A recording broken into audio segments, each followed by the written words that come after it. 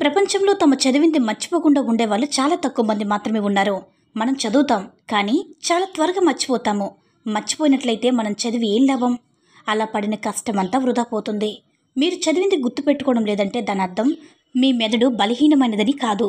మన మెదడు అన్ని విషయాలు గుర్తుంచుకుంటే మన దగ్గర ఒక్క రోజులో ఎన్ని విషయాలు ఉంటాయో ఒక్కసారి ఆలోచించండి. ఒకవేళ అన్ని విషయాలు గుర్తుపెట్టుకుంటే మన మెదడు చెత్తకుండా అయిపోతుంది కదా.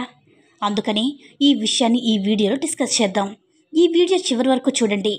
మన ముఖ్యమైన టాపిక్ ఏంటంటే చదువుకుంది ఎలా గుర్తుపెట్టుకోవాలి. ఇది తెలుసుకుంటే మీ కష్టం, మీ టైం అంతా కలిసి వస్తుంది.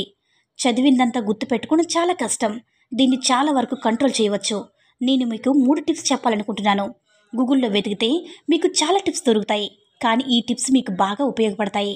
మీరు చాలా రీసెర్చ్ చేసిన తర్వాత తెలుసుకున్న టిప్స్ ఇవే. ఈ టిప్స్ మీరు పాటించిన తర్వాత మీకు టైం మిగులుతుంది. రిజల్ట్ కూడా 2 రెట్లు ఎక్కువగా పొందుతారు. ఇందులో మొదటి tip, study less study good. అంటే తక్కువ చదువు కానీ బాగా చదువు. విల్ఫ్రెడో పారెటో ఈ ప్రపంచానికి గొప్ప సిద్ధాంతాన్ని ఇచ్చారు. దీన్ని 80-20 రూల్ అని అంటారు. ఇది ప్రపంచంలో అన్నింటా కనపడుతుంది. ఈయన చెప్పిన దాని ప్రకారం ఇందులో మీకు 20% అంటే 80% రిజల్ట్గా మారుతుంది. ఏదైతే మీకు 80% రిజల్ట్గా ఇస్తుందో మీరు 20% మీదనే ఫోకస్ చేయండి. ఉదాహరణకి విల్ఫ్రెడో పారెటో ప్రకారం ప్రపంచంలో 80% డబ్బు 20% ప్రజల వద్దనే ఉంది. అంటే ఈ ప్రపంచంలో 80% క్రైమ్ 20% ప్రజలు చేస్తున్నారు. 80% ట్రాఫిక్ కారణంగా ఈ ప్రపంచంలో 20% ప్రజలే రోడ్లపైన ఉండడం. అయితే 80% సమయంలో మనం 20% వేసుకుంటున్నాం. ఈ ప్రపంచంలో 80 మంది అంటే 80% మంది 20% మంది తాగుబోతులు ఉన్నారనమాట.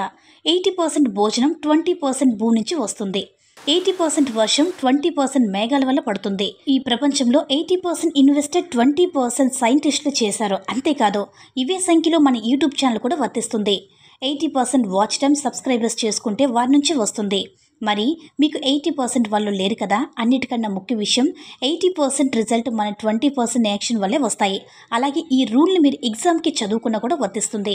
మీ 20% సిలబస్కి 80% రిజల్ట్ ఇవ్వగలదు.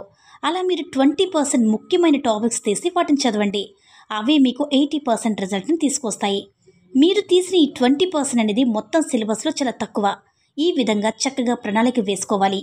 ఇదే మా మొదటి tip, study less study good. చాలామంది ఇలాగే తప్పు చేస్తారు. ఎంత చదవాలో దానికన్నా ఎక్కువ రెట్లు చదువుతారు.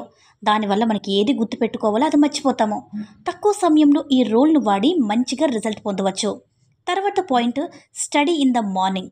ఇది చాలామందికి ఇష్టమైన పాయింట్. ఎందుకంటే చాలామంది ఎక్కువ శాతం తెల్లవారుజామున చదువుతూ ఉంటారు. ఒకవైపున ఒక స్టూడెంట్ ఉదయాన్నే లేచి 2 గంటలు చదివితే ఇంకొక వైపు ఇంకొక స్టూడెంట్ 4 గంటలు చదువుతాడనమాట రోజులో. ఇందులో మొదటి స్టూడెంట్ ఎక్కువ ఫలితాన్ని రాబెట్టుకుంటున్నాడు. రెండో స్టూడెంట్ తక్కువ ఫలితం వచ్చింది. ఉదయం లేచి చదవడం వల్ల 2 లాభాలు. ఉదయం మనకి ఏకాగ్రత ఎక్కువగా ఉంటుంది. ఉదయం ఉన్న ఏకాగ్రత మీకు మొత్తం రోజులో ఉండకపోవచ్చు. రెండో లాభం, ఉదయం లేవడం వల్ల మనల్ని డిస్టర్బ్ చేసేవారు ఎవ్వరూ ఉండరు. వాతావరణం నిశ్శబ్దంగా ఉంటుంది. నిశ్శబ్దంలో చదవడం అనేది చాలా బాగుంటుంది. మీరు ఉదయం లేచి 3 గంటలు చదవండి. తర్వాత రోజంతా 1 గంట చదివినా చాలు. అది మీకు చాలా ఈ 2-3 గంటల ఏకాగ్రతతో కూడిన చదివి చాలా అంటే చాలా ముఖ్యం. మిగతా సమయంలో ఎంత ఎక్కువ చదివినా కూడా మీకు పెద్దగా లాభం ఉండకపోవచ్చు. మన ప్రధానమంత్రి మోడీ గారు కూడా ఉదయం లేచి చదివారని చెప్పారు కదా. మీరు ఉదయాన్నే లేచి తాజాగా తగినంత చదివితే, మీరు మొత్తం మానసిక ఆరోగ్యంతో చదివితే వర్షం తర్వాత ఆకాశం ఎలా అయితే నిర్మలంగా ఉంటుందో అలా ఉంటుంది. అందుకే మీరు తాజాగా ఉండేటప్పుడు అలసట లేకుండా చదవడం మొదలు పెడితే చాలా బాగుంటుంది. ఇలా మోడీ గారు మాత్రమే కాదు, శాస్త్రాల్లో ఆయుర్వేద పండితులు చెప్పిన ప్రకారం మన మెదడుకి ఉదయం మాత్రమే చాలా యాక్టివ్గా ఉంటుంది. మన మెదడులోకి ఏదైనా చేరవేస్తే అది అలానే ఉండిపోతుంది. ఇది మన రెండో point, study in the morning, rest. ఇక మన చివరి పాయింట్, ఇది చాలా ముఖ్యమైన పాయింట్. ఇది మీ అందరికీ తెలుసు, కానీ చాలామంది దీన్ని ఇగ్నోర్ చేస్తారు. అదేంటంటే చదువుకున్నప్పుడు రెస్ట్ తీసుకోవడం. చాలామంది రెస్ట్ తీసుకోరన్నమాట. కొంతమంది చాలా ఎక్కువగా రెస్ట్ తీసుకుంటారు. అందులో కొందరు జీవితం మొత్తం రెస్ట్ తీసుకోవడంలో గడిచిపోతుంది. చివరికి వాళ్ళు రెస్ట్ అంటే పీస్ అయిపోతారనమాట.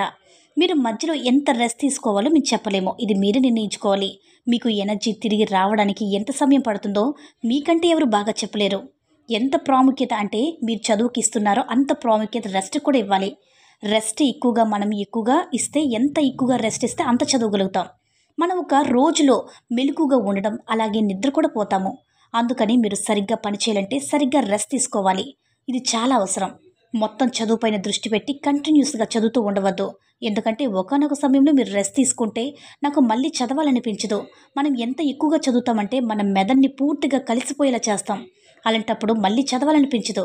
మళ్ళీ చదువు మొదలుపెట్టాక అది మనకి ఎంత ఇష్టమైనా సరే కొంచెం రెస్ట్ తీసుకోవాలి. ఇంకా నేను ఈ చదవలేను అని మీకు అనిపించినప్పుడు కూడా చదవడం ఆపేసి కొంత రెస్ట్ తీసుకోవడం చాలా మంచి లాభం ఉంటుంది. తిరిగి అదే ఫీలింగ్స్తో చదువు మొదలు పెట్టాలి.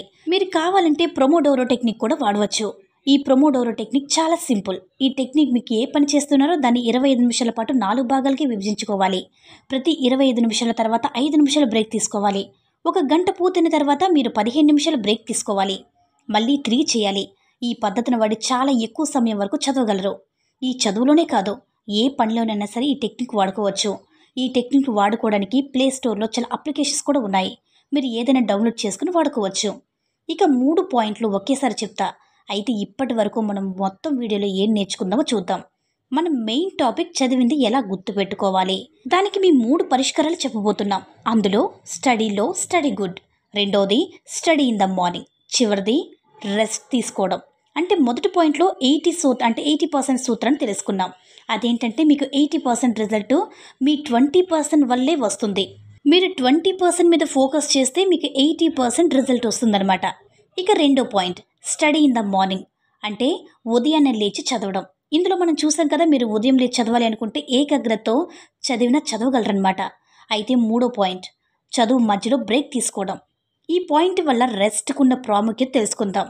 మెలకువగా ఉండడం ఎంత ముఖ్యమో పడుకోవడం కూడా అంతే ముఖ్యం. అలాగే పనిచేయడం ఎంత ముఖ్యమో రెస్ట్ తీసుకోవడం కూడా అంతే ముఖ్యం. మూడో పాయింట్లోనే మనకి ప్రొమోడోరో టెక్నిక్ గురించి కూడా తెలుసుకున్నాం. మనం ఏ పని చేయాలనుకుంటున్నామో ఆ పనిని 25 నిమిషాలతో 4 భాగాలుగా విభజించుకోవాలి. 25 నిమిషాల తర్వాత 5 నిమిషాల బ్రేక్ని తీసుకొని ఒక గంట పూర్తయ్యాక 15 నిమిషాలు బ్రేక్ తీసుకోవాలి. ఈ పద్ధతిని వాడుకొని చాలా ఎక్కువ సమయం వరకు చదువుకోవచ్చు.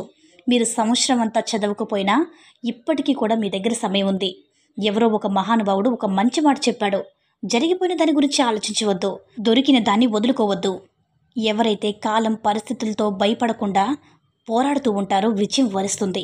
ఇప్పుడు మీరు మొదలుపెట్టిన మనసు పెట్టి కష్టపడి చదివితే అందరికంటే మీరు ముందుకు వెళ్ళగలరు.